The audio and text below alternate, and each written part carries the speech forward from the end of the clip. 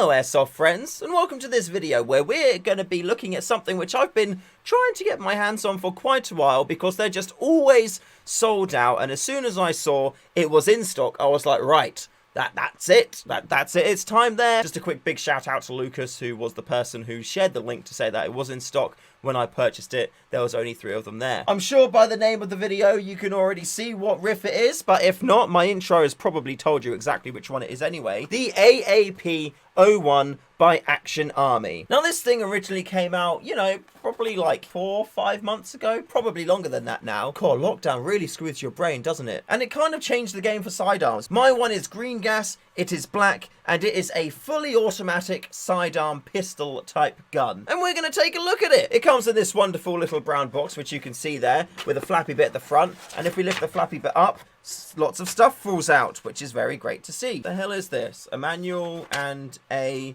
energy test report. We get a Beat Corona drink alcohol patch, which is funny and a sign of the times, and a little Maggie baggie of Valkyrie BBs. Look at that. Boom. We can give those a go. 0.28 grams, which is good. They're the ones I used to use. Now I use 3.2s though in my M4 because I am a badass. Coming now to the pistol itself. As you can see, we've got the pistol there, which feels a lot more plasticky than I thought it would be.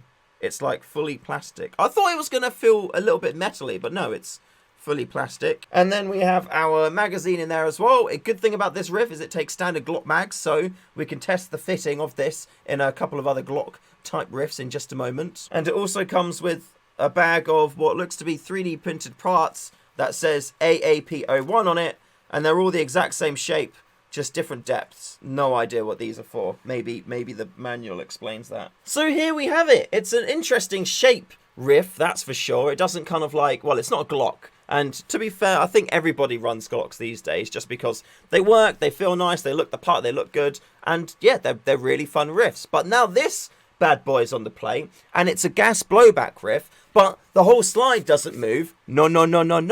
Only this bit does. Like that, you see? Isn't that curious? God, it's so weird. I really want to like slide the slide back, but I can't. It's only that little back bit there. How do I take the slide off then? Oh, wait a minute. Yeah. Ah, there's a button there.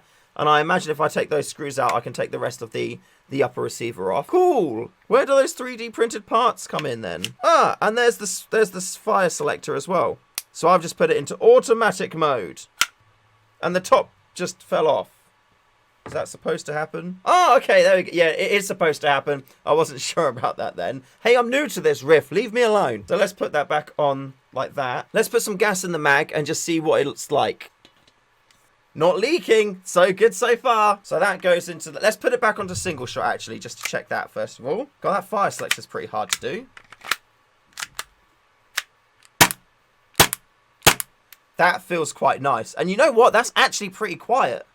I guess because it's not a huge amount of like moving part, like the whole slide isn't going, and also it's all plastic, you don't get as much of that like that metal ting. No wonder snipers like to use this as a sidearm. That's pretty damn quiet, considering it's a gas blowback. Alright, let's put it onto fully auto.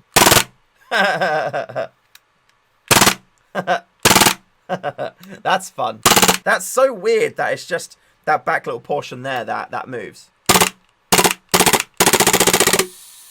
The fiber optic sights and that are really nice as well. Look at that. Boom. Let's just quickly check the mag compatibility in other riffs, because it does say it takes Glock mags. So let's pop it in a Glock and see what happens. No issues at all. Yeah.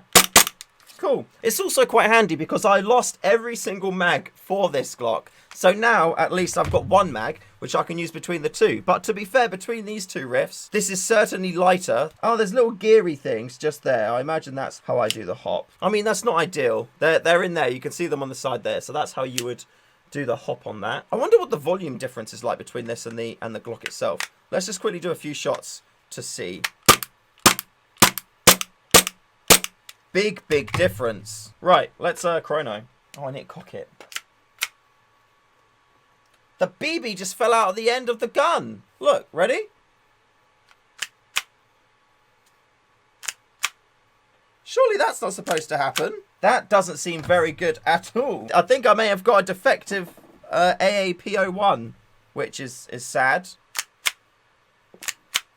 So that's a shame. I'm going to have to chrono this very carefully. I'm going to have to point the gun up to chrono it, which is just ridiculous. It's the first time I've had a gun that out of the box does that. Definitely going to contact the place I bought it from and, like, show them the video, I guess. It's a pain that you can't change it to automatic on the fly. The great thing about the G18 is because you got the selector switch there, I like to keep mine in semi, and then if I'm in a position where I need to push it to full auto, I literally, as I sweep around, you see my thumb just pushes it down. So just like that. Sweep, and the thumb, just like that. Chrono. It chronoed at 317 average. So in terms of FPS, that's fine, that's okay. I imagine it would be higher though if it had a better air seal. The reason why I'm saying it probably hasn't got a good air seal is because the BBs fall out when it's cocked. So if the BBs are just falling out, that means there's going to be a lot of room around it because the BB's not being held, which probably means there's a load of gas escaping at the valve bit to the BB. So yeah, that is a disappointment to say the least. Even though I am having that problem, I am very happy that I have got an AAP01 because they are hard to get. It's a lightweight riff. It's compatible with Glock mags. Is great because now that means I can use my TM G18C again if I want to, because I can just pop the mag out of this, pop it into here, and then we're good to go. Oh, that feels so much louder now. That's fun as well.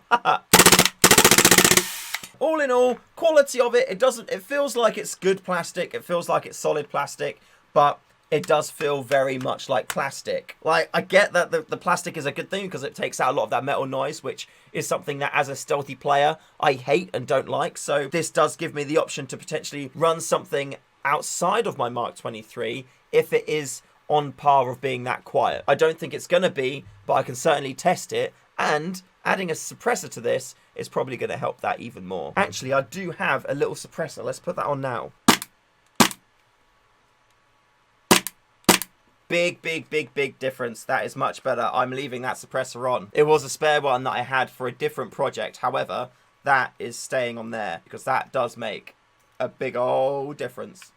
It's not Mark 23 quiet, but it is very quiet for a gas blowback pistol. Yeah, I'm going to leave that on there for now, and I'll run it like that in a future game day, and we can see how it performs out in the field. But yeah, at the moment, definitely need to sort out that BB issue. The FPS will probably go up as a result of that too, which is good. And hopefully that can get sorted out soon because we're almost out of lockdown. Or by the time this goes live, we will be out of lockdown and I'll be having games. I'll be wanting to take this too. So yeah, fingers crossed we can get it fixed soon. Thank you very much for watching. This video was sponsored by Project Airsoft, so go check us out. ProjectAirsoft.co.uk. Tons of accessories, upgrades, and, you know, bits and bobs for your airsoft world to make your airsoft game days that little bit better. Also, you'll see in the description we've got tons of links to our Amazon stuff. So have a little look there. Anything you pick up from there will help support the channel. And yeah, I'll love you for it. Thank you once again for watching. Remember to call your hits, and I'll see you in the next one.